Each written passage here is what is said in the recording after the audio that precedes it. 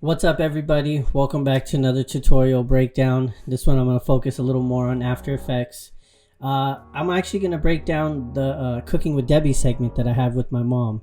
That was a graphic that I created in Illustrator, so I'll run through it fairly quick in Illustrator, what I did. And then I'm actually going to recreate the animation in After Effects. So let's jump in.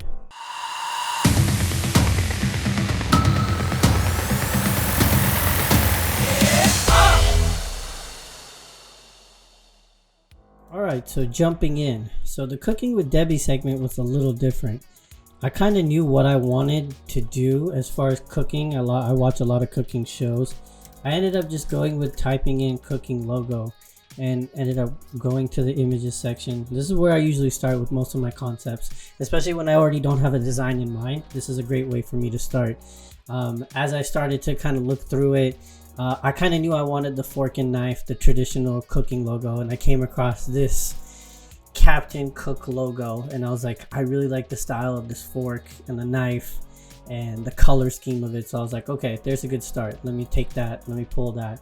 And eventually I just took that into Illustrator and kind of created my own logo, as you can see here. So there's the reference image that I had. Here's the color palette that I actually chose. And then here's a final design.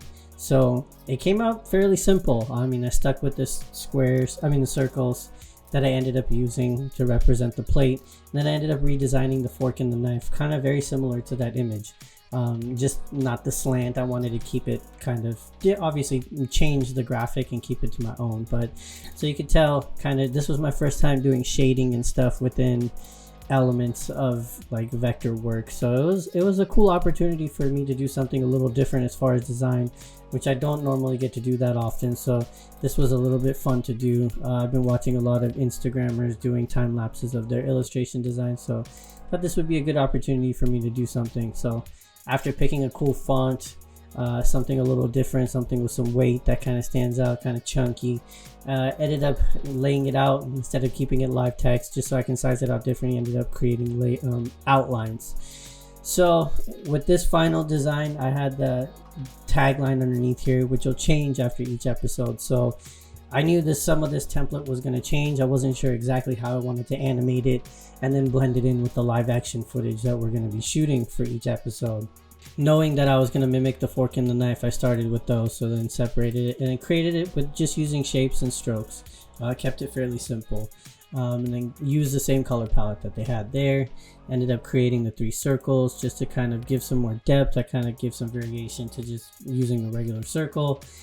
You always have different ways of making your stuff pop, so this is my way of making it pop, and then slapping the text there right in the middle on the plate.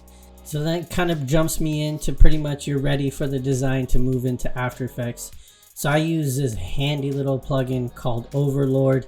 It's the guys from BattleX. I think I have the site up here. It's a paid plugin, but I highly recommend it. It saves you a ton of time, especially if you're designing within Illustrator. It directly gives you that one button to transfer all your shapes and text into After Effects. It's great. The gentleman Adam who creates this stuff, I use a lot of this stuff. I use Rubber Hose for more corporate work and my day-to-day 9-to-5 job. We use it for a lot of character animations and then a lot of like stroke animations and stuff to kind of emphasize things. So highly recommend it. Go ahead and support these guys. They do some great work and they update their plugins every time Adobe updates their thing, which seems like way too often these days. And you can see everything's pretty native to the comp. Overlord does a great job in bringing things in just as native shapes, so there isn't much fuss that you have to do. The one tricky thing is when you start getting into clipping masks and things like that. It does fine with groups, but layer masks I see that it usually has problems with. So it has a little bit of workarounds, but I mean, for the most part, if you're creating shapes in Illustrator and going straight into After Effects, it's a great tool and it speeds up your pipeline workflow a lot easier. So let's go ahead and jump right in. I'm going to actually reanimate all this and kind of show you how I animate my projects. And then towards the end of it here, the background dips out, so then I have a transition point into the live action stuff that I shoot with my mom. All right, so just to kind of explain what's going on here in the original comp, this is the original animation that I did. So you'll see there's a lot of scaling animation, there's a lot of position movement, there's a lot of rotation, there's a little bit of more position movement on the text. I kept it simple. I even added the drop shadows here in After Effects just because it's a little easier to do than in Illustrator. Alright, let's start by just creating a new comp. I'll call this cooking logo tutorial. Same settings, keep that, we'll keep that at 15 seconds. So what I'm going to do with the Overlord plugin is I'm going to bring in things one by one just so it's easier to kind of navigate through. People kind of get the idea of what we're going to come in with each item by item. So I'm going to turn off the rest of this stuff.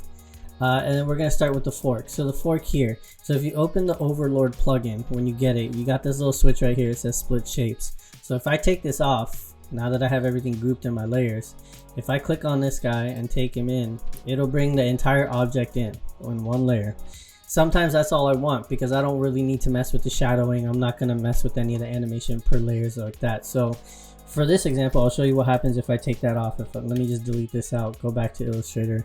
I'll toggle this guy back on, and you see under this group, there's quite a few other layers that are involved in the design. So if I highlight this again and I hit Overlord, it'll bring in all its individual layers. So now I have a lot more control and I can separate things and animate things individually if I were going to do that. But for the sake of this, you saw the main animation, the fork comes in all together. So none of the pieces come in separately. So for that, let's go back in, turn this guy back off because we're going to want the same thing for the fork and the knife. Because if I highlight both of these, it'll bring it in as one shape layer in After Effects. So I highlight the fork, I bring the fork in.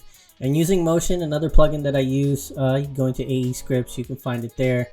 If I center it, it'll bring the anchor point. So now I'm good to go. And for my own sake, I like to label my layers, so I call it fork. I'll do the same thing with the knife. Grab it and bring it in, correct its anchor point, and then call that knife.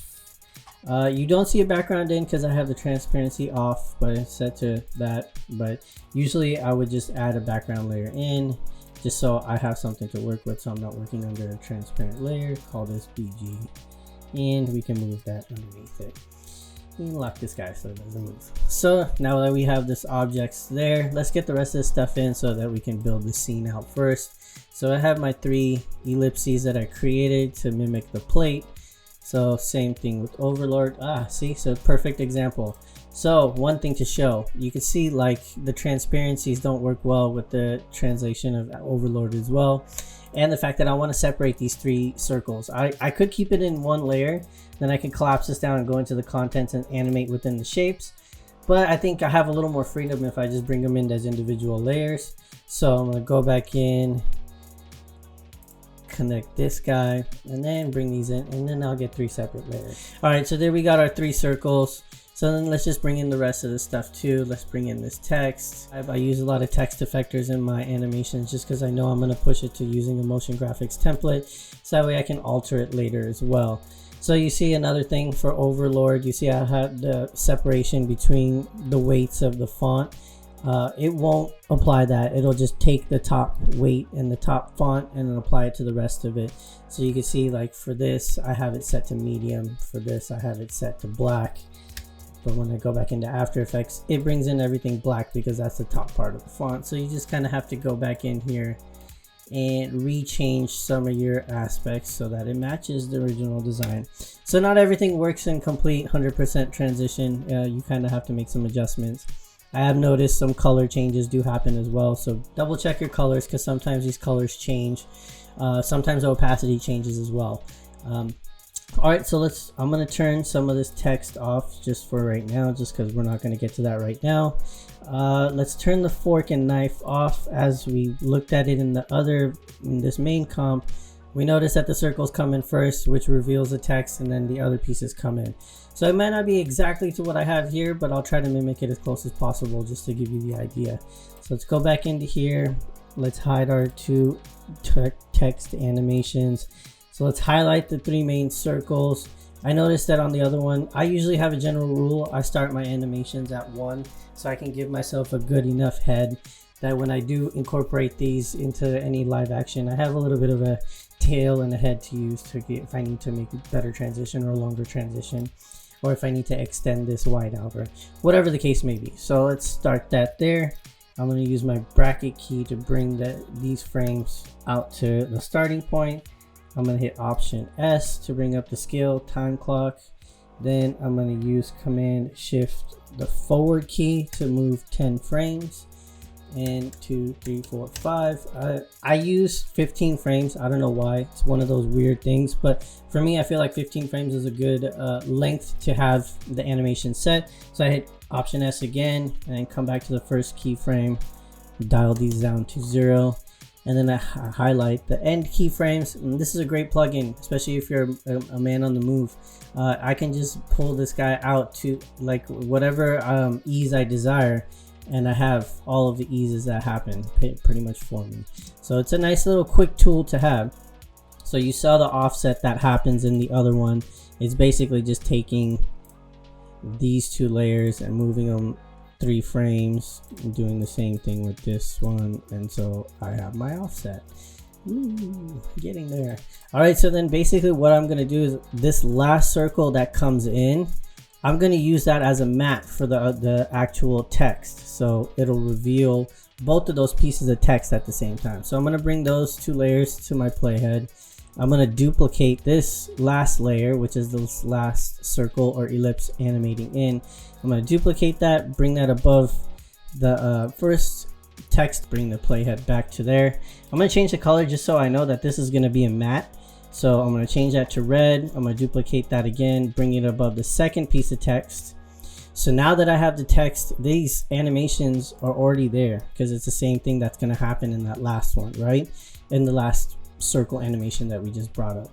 So what I'm going to do is I'm going to actually turn the alpha matte these so that it's going to basically take the animation from the circles and reveal the text. So what I'm going to do is I'm going to come 3 frames forward in the same length that I've been doing the rest of the offsets. Sorry, and don't know why that happened, but bring these back here so that the next set that comes in will be the text. And I'm not sure why. There you go. So troubleshoot. I had the opacity set to 25 because that's the look that I wanted on there.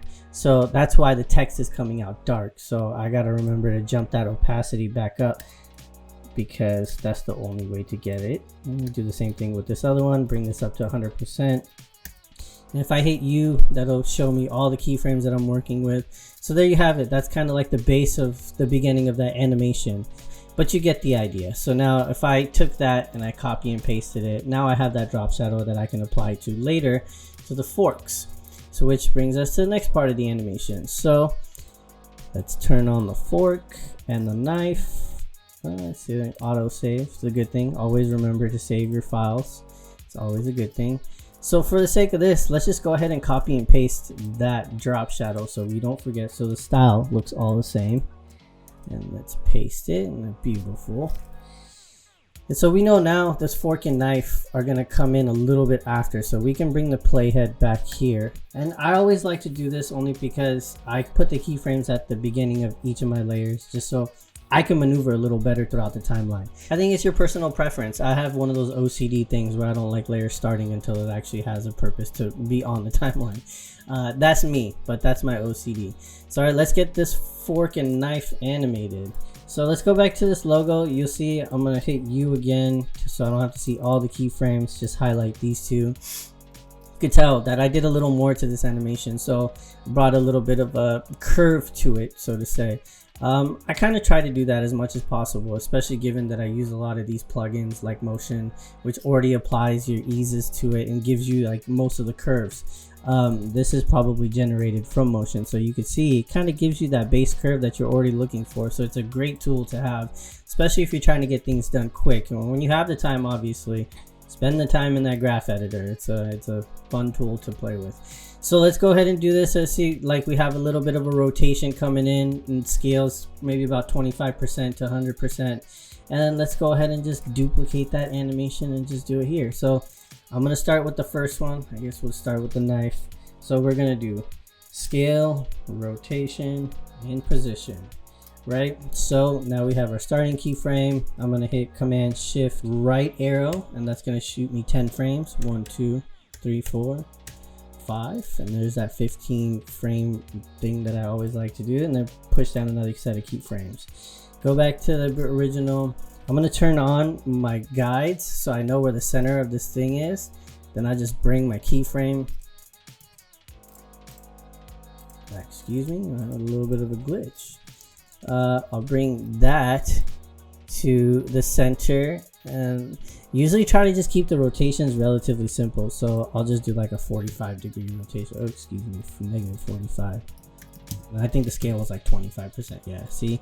So then we put our motion plugin on here and give this about an 80 ease in. So now you can see, like, now I can play with the curve just like I did before. So now I can have more of like an emphasis to the end when it comes in, so it has like that little bit of an arc, well, like kind of an offset arc. See, so it kind of like settles down into its place. And it has that like feel of like placement and setting when you're eating dinner, right?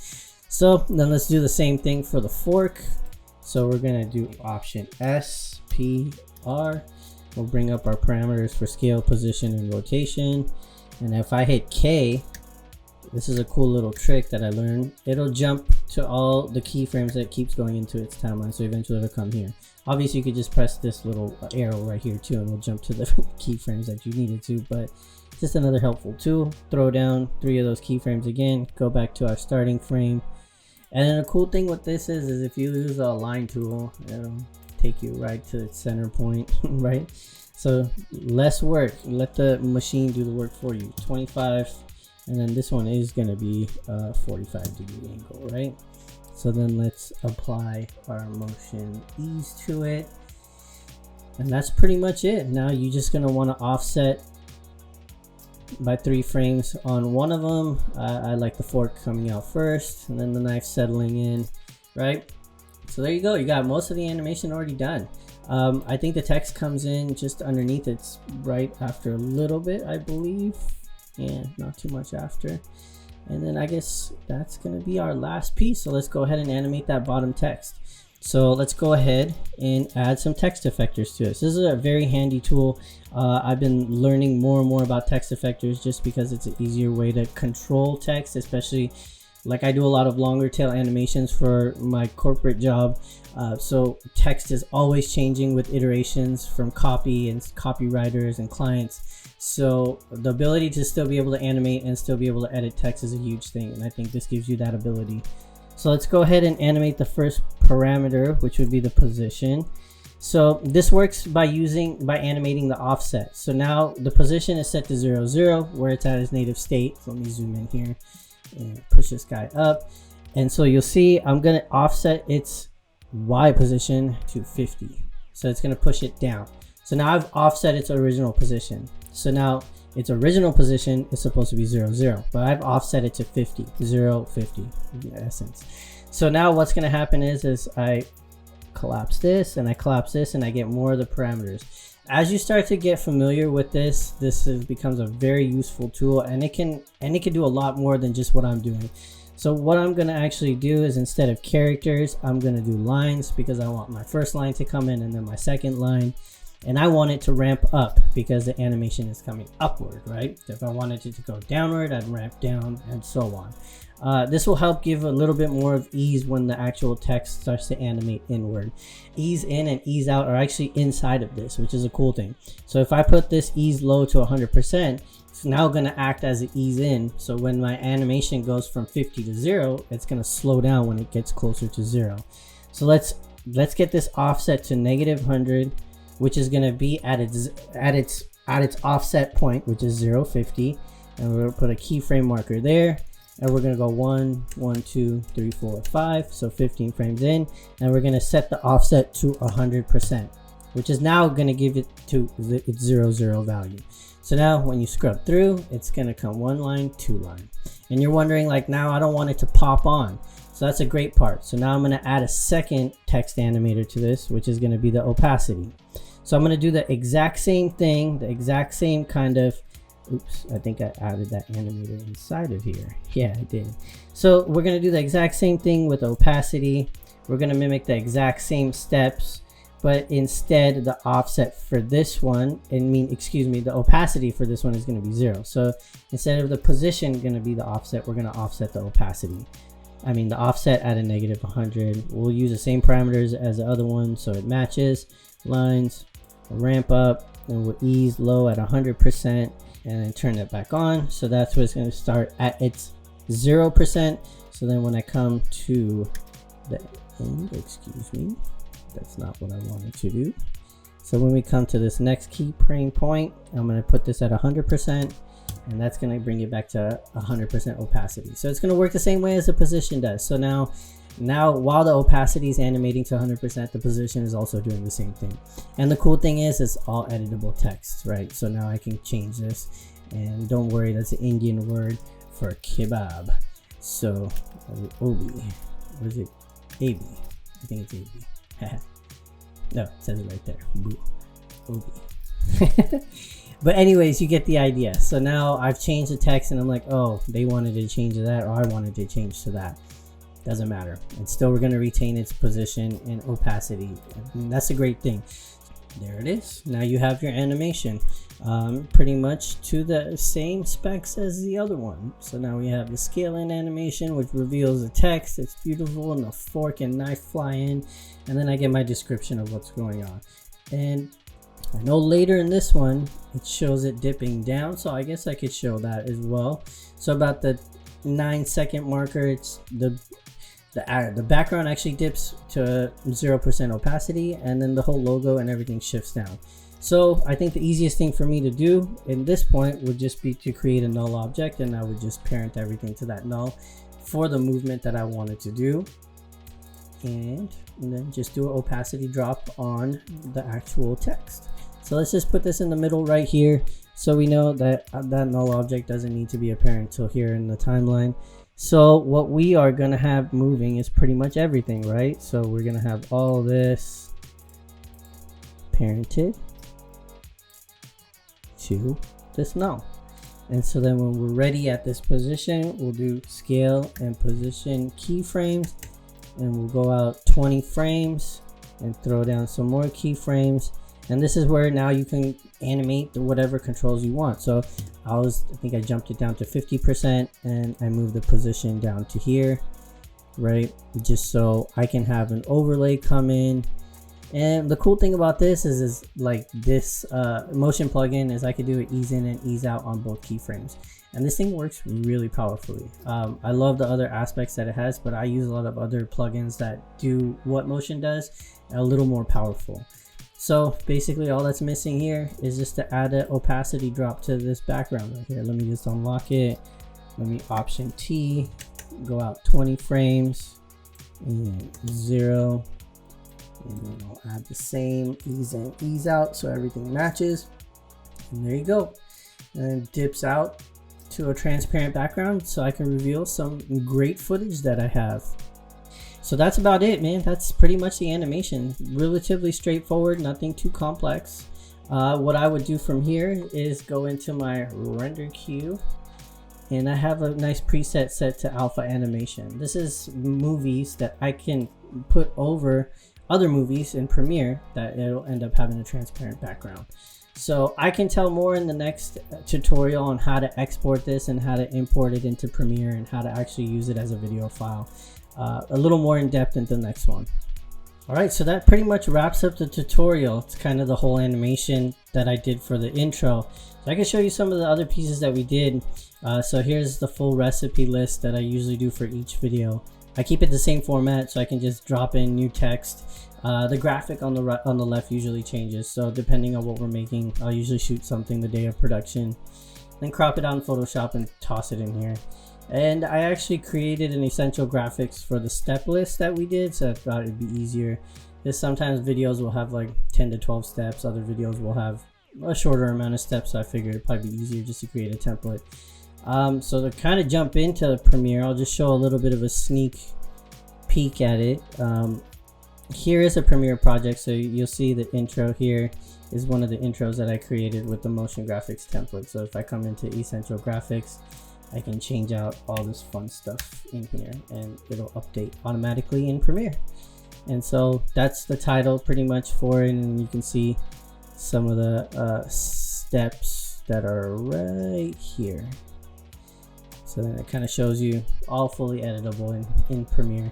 So I don't have to keep jumping back and forth from After Effects. This is a great little tool to have, especially if you're familiar with animating in After Effects and creating simple things like this.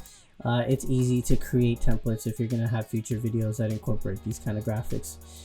Alright guys, so that's the end of the tutorial. Pretty straightforward. I tried to get a little more in-depth into the After Effects side of things, which I'm going to continue to try to do for the remainder of the tutorials that I'm going to push out. It'll be a mix between Premiere and After Effects, given that I do use Premiere a lot for a lot of these YouTube videos. So don't forget to hit subscribe, hit the bells if you want notifications on future videos. I got a ton of more content scripted out that's going to be coming. Some sponsored content that's happened too. So a lot of cool things that are going to be happening in the next 6 months. So keep it locked. Thanks guys.